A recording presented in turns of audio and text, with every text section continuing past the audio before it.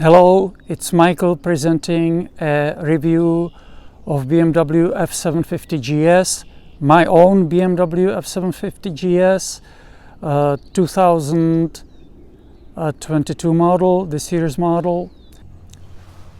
Because reviews are so very subjective, it is, in my opinion, very important to contextualize them with what is the reviewer's experience as to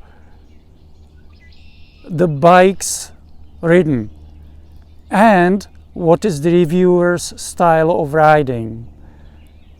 If, for example, if the reviewer is used to 160 horsepower bikes, well, then this 77 horsepower bike would be viewed as a okay, but nothing extra. If the reviewer is used to 20 horsepower scooters, then this bike will be viewed as a rocket. If the reviewer's riding style is laid back, taking it easy, then this bike will be more than sufficient. If the reviewer's riding style is going like nuts, aggressive riding, then this may be seen as a kind of tepid average bike. So in my case, my previous bikes were between 20 and 30 horsepower. So for me, this is more than enough. I cannot even imagine needing more horsepower, more power and torque than this presents. And my riding style is kind of somewhere in the middle. I don't really speed. I want to pay attention to the scenery, and it's difficult to pay attention to the scenery if one goes like crazy. And sometimes it's nice to be able to open up the throttle and have some fun with a fast pickup from a stop sign. So that is my riding style, contextualizing this review. This review will focus on real-world usability, practicality of the bike. There are a lot of reviews of bikes on YouTube, and many of them showcase the fantastic riding skills of the reviewer, but they don't really show the practicality of the bike, how the bike is for real use, for its intended use. So what is the intended use of this bike? What is the target audience of this bike? Usually when you look at a motorcycle, it kind of tells you what it is about. So look at this bike, the shape of the bike and the aura it emanates, and it's obvious it's not a super sport. It's obvious it's not a cruiser. So it could be kind of general purpose bike. It could be a travel bike. It could be a kind of adventure-ish bike for adventure riding. It has a kind of like a more off-roadish look, but then when you look at the wheels, the cast wheels and so on, it's not a true off-roader. Now, as BMW presents it, it's a adventure bike mainly for the roads, and when the paved roads stop and the unpaved roads start, you can continue. You don't have to abort your mission. So, and that is my experience too. This is a good bike for exploring the countryside, for exploring roads, and for hopping on a highway when you need to escape the city, such as in my case. So rather than to start throwing around technical details, which in a way don't mean that much by themselves, I could say the bike, it has a 153cc engine that has 77 horsepower and 65 foot-pounds of torque. What does it mean? What does it mean in real life riding? So we will find out. So how does it merge on the highway? How easy is it?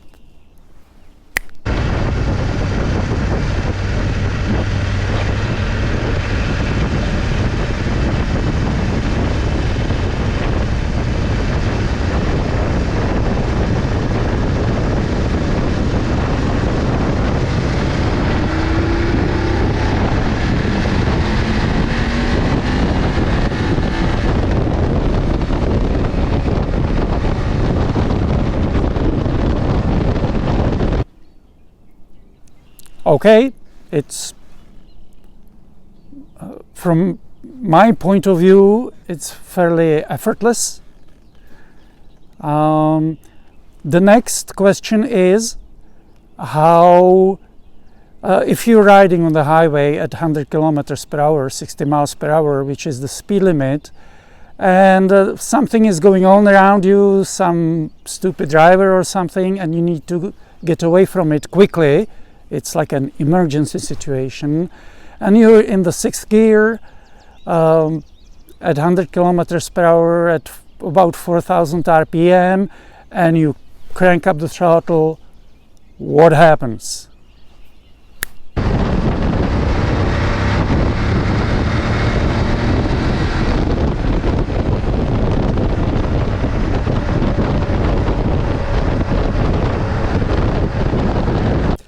So it goes pretty well. It's not a rocket, it's not a hyper sports bike, it's not meant to be, but it goes quite well. So it's at least power wise, it's more than sufficient for the highway. Now let's say you're still in the sixth gear and your RPMs fall down to 2000 or just above 2000, and you're just putt-putting along and you give it full throttle. What happens with the engine next?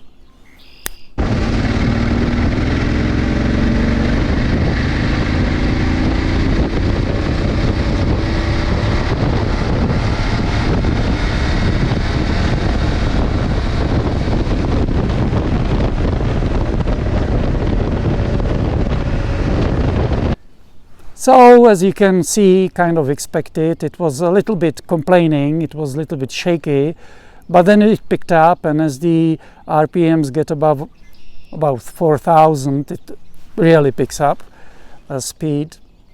Now the suspension of the bike. I'm not an expert on suspensions, but from my subjective point of view, the suspension is not too soft, it's softish, not too soft, and it seems to absorb bumps well. I tried to find several railway crossings. They were not too rough, but still railway crossings. So you can see the bike didn't seem to be like what railway crossings. It was great.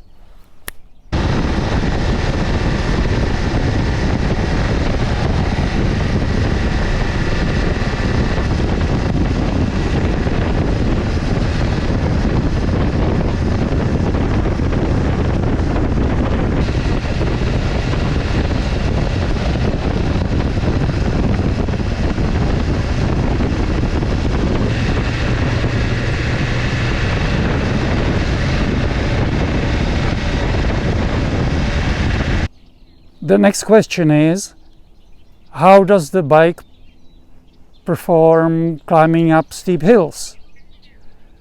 So the next video will show going up one of the steepest hills that can be found around, and unpaved, and I'll try to find the highest gear that the bike won't complain about going up the hill, and then increasing power to see how the engine will handle climbing up the hill.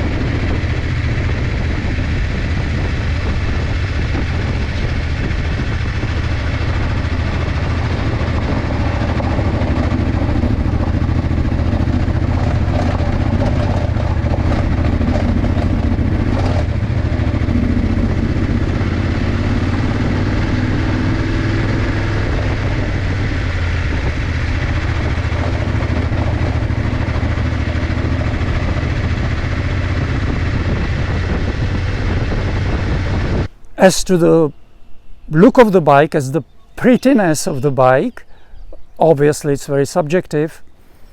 I have to say this is the optional blue metallic color.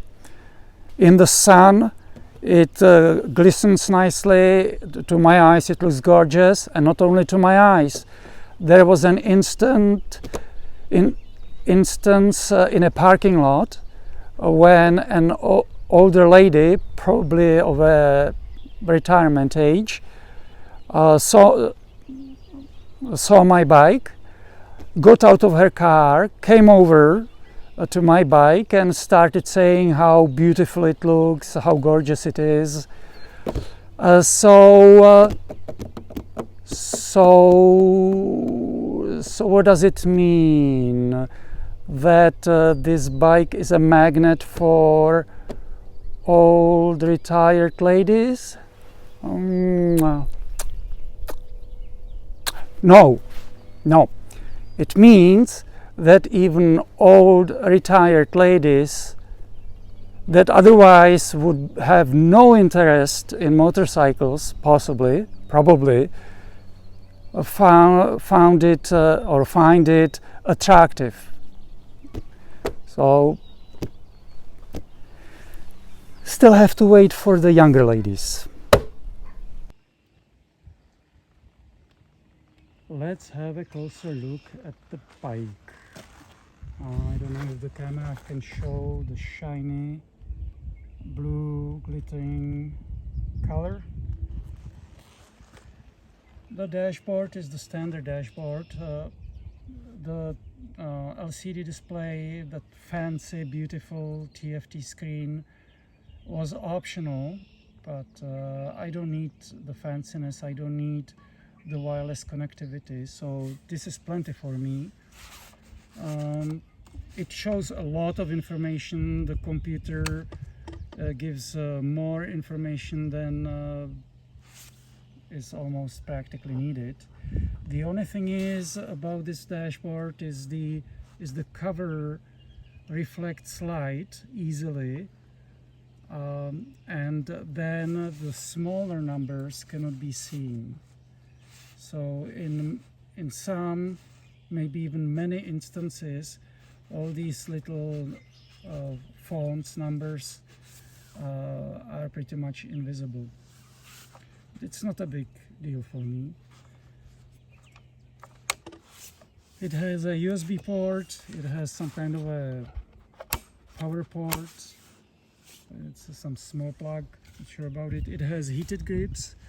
The heated grips have 3 settings, and the bike remembers the last setting you selected, which is nice. These are added grip puppies, which are thicker foam things that you put over the grips that make it softer and thicker, which is nice, and they work well with the heated grips. These hand guards are optional and supplied by BMW. They are not very sturdy like bark busters, but they seem to be okay. It has the auxiliary lights optional. The LED front LED headlight is optional. The engine crash bar is optional, and everything else is pretty much stock. I opted for the Vario cases, and these 3 points are the mounting points for the side cases, and obviously this is for the top case. They cost $3,000, so not cheap.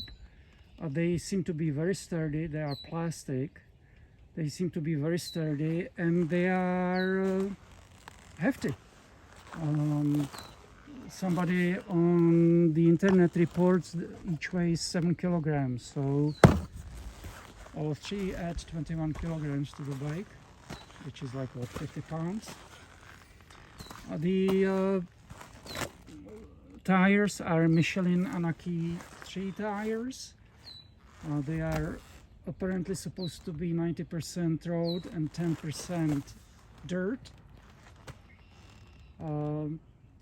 There is a strange howling sound coming from the front of the bike at about 80 kilometers per hour, which is about 50 miles per hour. And I've been told that it is the front tire making the sound. Now the windshield. To my eyes, this windshield looks quite nice, but obviously it doesn't offer that much wind protection. It directs the wind at the shoulders and head. It's clean wind, so there are no turbulences. At the same time, it gets quite noisy. So wearing earplugs at high speeds would be beneficial. I purchased the Buick Touring windscreen, which is much higher, and it has a piece that slides up and down, and regardless of what height I put it to, and even if I removed the sliding piece completely, the windshield was introducing turbulences to my head, so it was shaking my head at speeds over about 70 kilometers per hour, which is close to 50 miles per hour. So not pleasant at all. And in the end I got rid of it after the 6-day trip. Now I am back to this one. I even tried a different helmet, it didn't help. I tried to crouch, I tried to straighten up more, move back and forth. The turbulences stay there. So Buick claimed that they tested it in a wind tunnel. I wonder from what direction the wind was blowing in the wind tunnel when they were testing it. Anyway, so now just to show how that Vario case attaches to the bike. Oh, and one more thing. This is the optional comfort seat. This is the highest seat available. I think it's the 83 centimeter high seat, 33 inches or something like that, can't remember exactly, but it's a comfort seat. And to my cheeks, this is really agreeable. I find it comfy. I just completed a 6-day ride. There is a video report on that. I didn't drive any epic distances daily, but still sitting for several hours on the bike every day there better be a comfortable seat, and this to my butt is comfortable. The only strange thing about it is right now, look, it's latched properly, but look at this. It wiggles like crazy. Not when I'm sitting on it, that's fine, that's solid. But it looks like, right now it looks like it could fly off at any moment. It doesn't. It's just strange that BMW would leave it like that.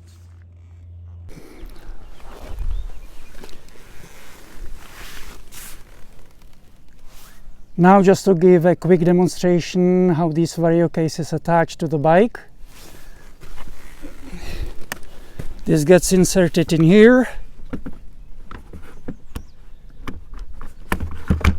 hooked up here, it's seated properly, close this latch, close this, done. It's lockable with the same, it is lockable with the same key as the ignition, and to open it, press this yellow latch, open the case. The case can be expanded with this lever.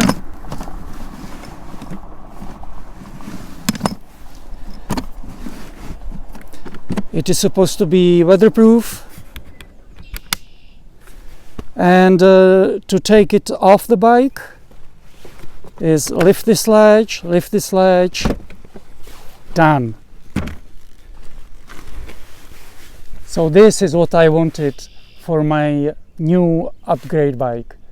Some luggage that is so easy to operate, that is just click, done. No more bungee cords, no more rock straps, no more ropes. It's just easy to use and secure when I go hiking. I can leave stuff locked in there safely. Part of this bike's mission is traveling and exploring roads, for example, such as this. Well, huge power is not needed for roads like this, but otherwise the bike seems to fit this style of roads just fine. Just see.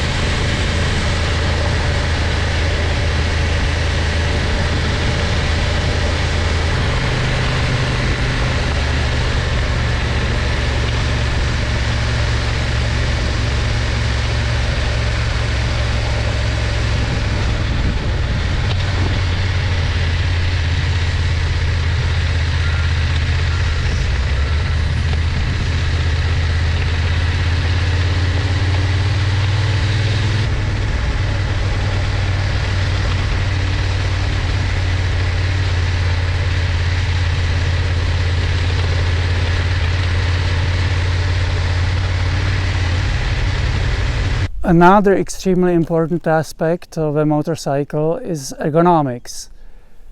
Does the bike fit the body well? Is it comfortable to ride for hours? Does it support the back, the spine properly? So for me, the answer is yes. Europeans are usually good in this regards. So I'll just show you how this bike fits my body. My body height is about 186 centimeters or 6'2", 6'1", and when I buy pants, the inseam is 32 inches. So I'll show you.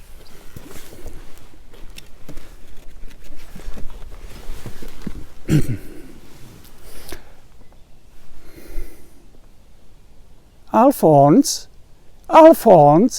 what have you done to my bike?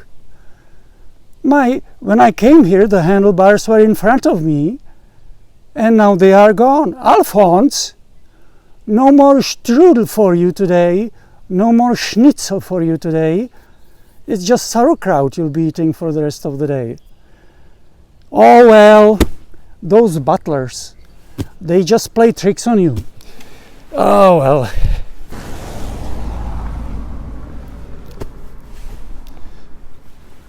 So keeping in mind this is the tallest seat, the highest seat, so you can see there is still a pretty good bend in the knee. So it's maybe a little bit more sporty-ish. The handlebars are seem to be fairly wide, and the riding position allows keeping the shoulders and spine straight, which is extremely important. So for my body, this is an excellent riding position. And the shift lever is obviously height adjustable for the gap. And I was very pleased that it was possible. These riding boots have a very tall and stiff toe box, and I was very pleased that the shift lever with the quick shifter was adjustable enough to allow my toes to slip under the shift lever comfortably, which I've read on the internet that some certain bikes apparently KLR 650 may have problem with that.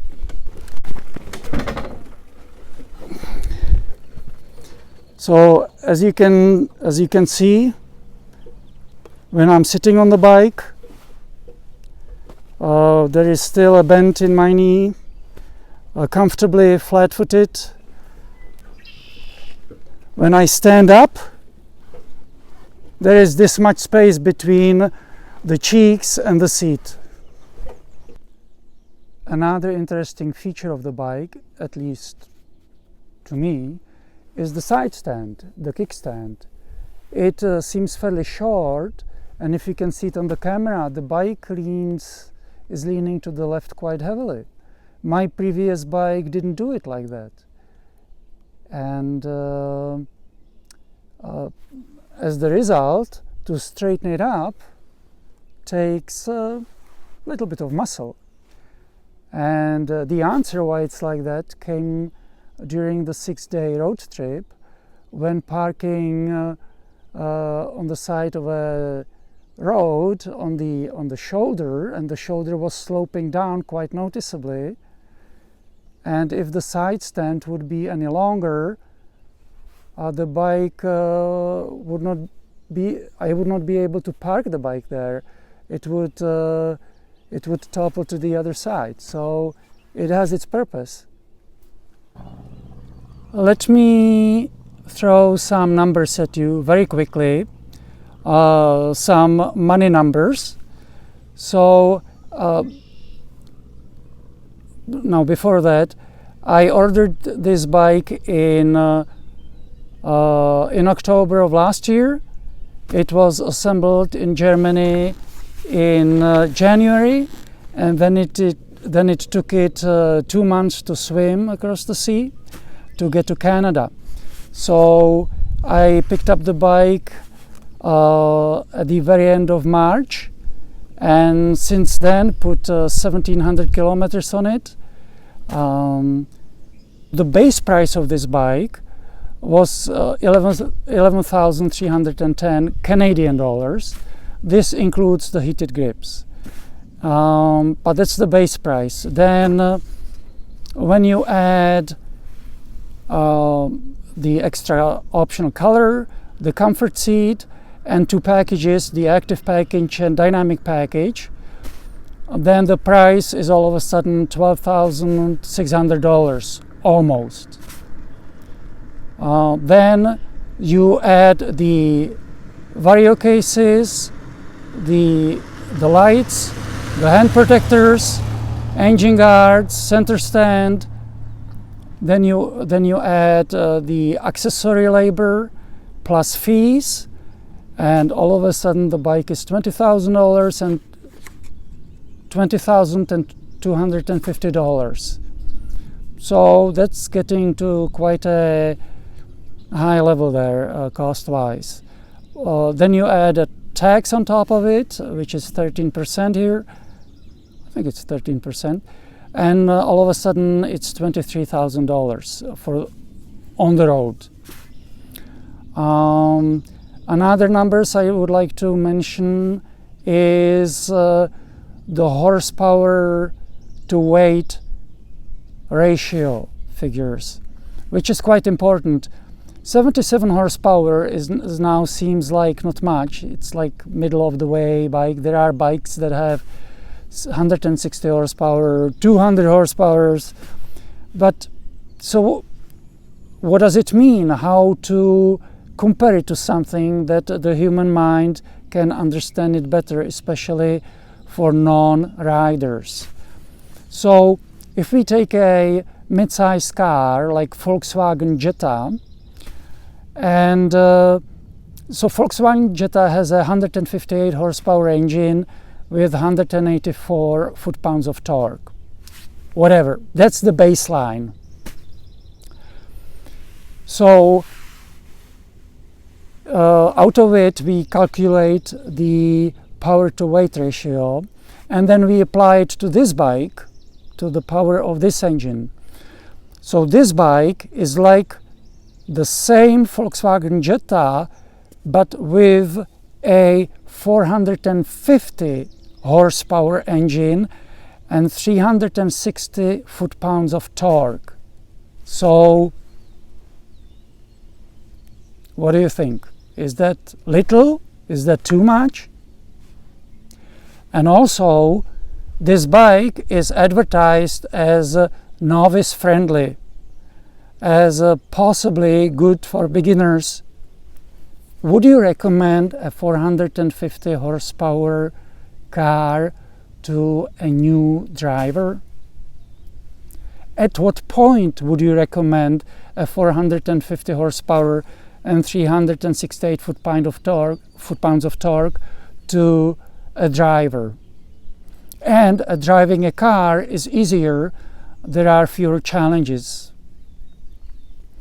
Now, just for the entertainment, the big brother of this, the 1250 GS, is equivalent to a Volkswagen Jetta with a 686 horsepower engine and 508 foot-pounds of torque. So that is getting into insane levels. And of course, when you look at the hypersport bikes like BMW S750GS with 200 horsepower or so, then you're looking at Bugatti-like numbers, like 1200 horsepower. It's getting insane. So this bike, at least in the opinion of this rider, is not suitable for beginners until you get the basics right. When you get completely comfortable with shifting, with brakes, with low speed handling and so on, and you minimize special moments, then it may be a good time to upgrade. Next, let's see how predictable the throttle is. So let's take it, for the fun of it, let's take it in the first gear, all the way to the red line and back, gently, not too slowly, but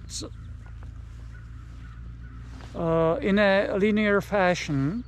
And let's see, and then throttle back down, and let's see how the bike behaves with that.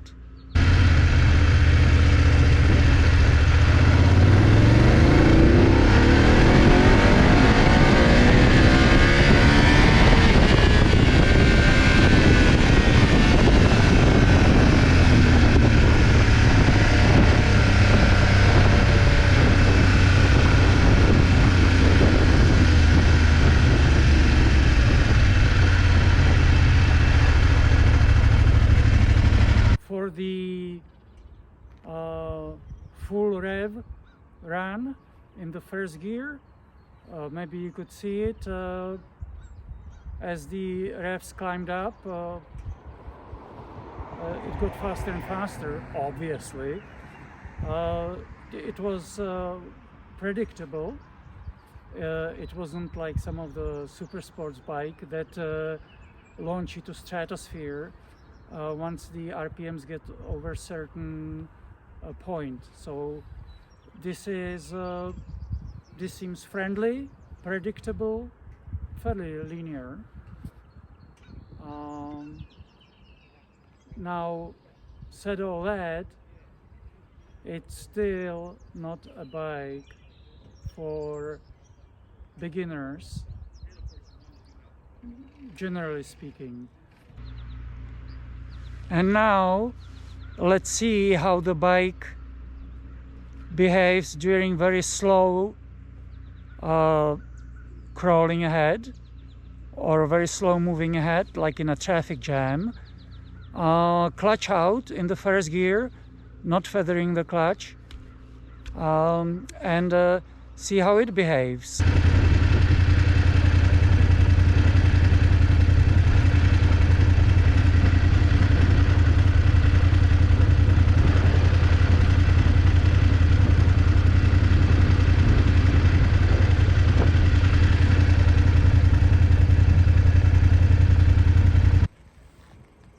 For the low speed crawl, or what was supposed to be crawl with the clutch out, the bike wouldn't let the speed go below about 12 or 13 kilometers per hour. What could it be, about 8 miles per hour or something? It was just the computer was just preventing the engine from stalling. Also very important to mention is the weight of the bike. This bike weighs 227 kilograms naked, without accessories and luggage. But without luggage, the bike has no practicality, really. So with these BMW cases, all three, the bike weighs about 250 kilograms, which would be about, what, 550 pounds, which is quite hefty for a bike that meant for exploring, traveling. So that is something to consider.